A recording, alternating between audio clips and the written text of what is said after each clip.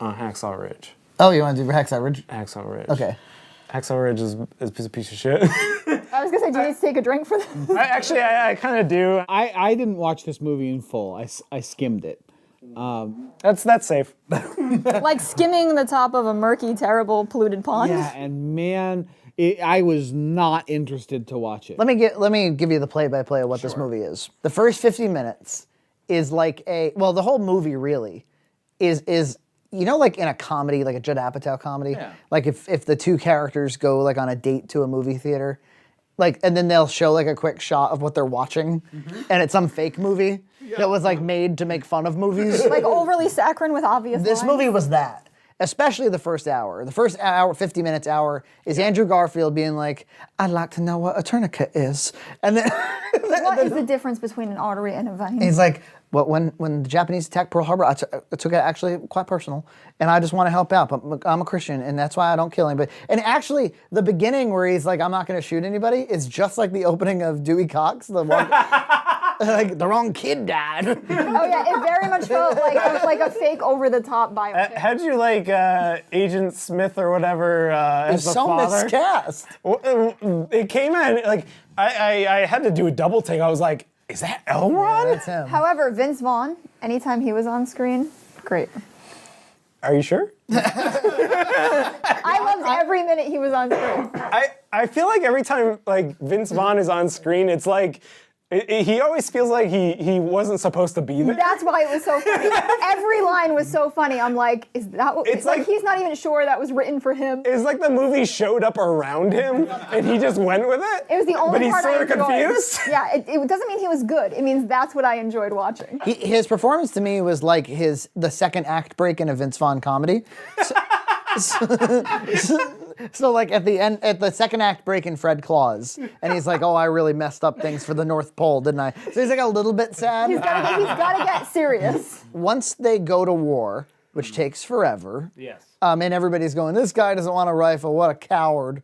And we're supposed to like care. Then it just becomes a gore fest. It becomes like the goriest violence you've ever seen. Yeah. Not since Passion have we seen this kind of violence. I actually liked Passion. This I didn't like, but Passion's a weird movie. I do like it. I don't know. Yeah, you like pop it in every now and then. You know, every Easter, Pop it in. every Easter, you get a little bit of. We watched JC Superstar at Easter because it's not quite as much gruesomeness. I switch between them. Do you guys think this movie does a disservice based on the fact that it is based on a true story? Like it was just so saccharine and I'm sure terrible. Andrew Garfield, what he was doing was actually pretty accurate to the real guy. Because at the end they show a clip of the real guy. I'm like, oh, he kind of sounds like that. But like, Yes, yeah. I kind of wish he took some liberties. like the idea about going up against like a potential court martial and getting like a dishonorable discharge or like prison time because you refuse to complete your basic training is like a pretty scary ordeal to go through. And to have a father who was a military, like that's generally a compelling story. Yeah. And they just It was done very clumsy and obvious. Well, I'm going to put this movie into what's going to become a very filled category for me, which is the shit list. films that were nominated this year that would have been far more interesting as documentaries. Yes. Because otherwise, because what we have is a true story that's interesting about a character that went through. There was a guy who was a hero in World War II who didn't have a gun. Why? Who wanted to be on the front lines, wanted to help his fellow man and soldier, didn't want And to. why didn't he have a gun? Because of his religion and beliefs about peace. That's really compelling. Except I'm watching this sugary dramatization of it. It's frankly directed by a psycho. You would think a psychopath would have better art than this. I was thinking, like South Park gives him some credit. They're like, at least the son of a bitch knows story structure. They're talking about like that weird Mayan movie that he made one time. And I don't know, not this though, Not man. this. This was trash. Yeah, so you have the first hour of saccharine crap. You have 30 minutes of battle noise.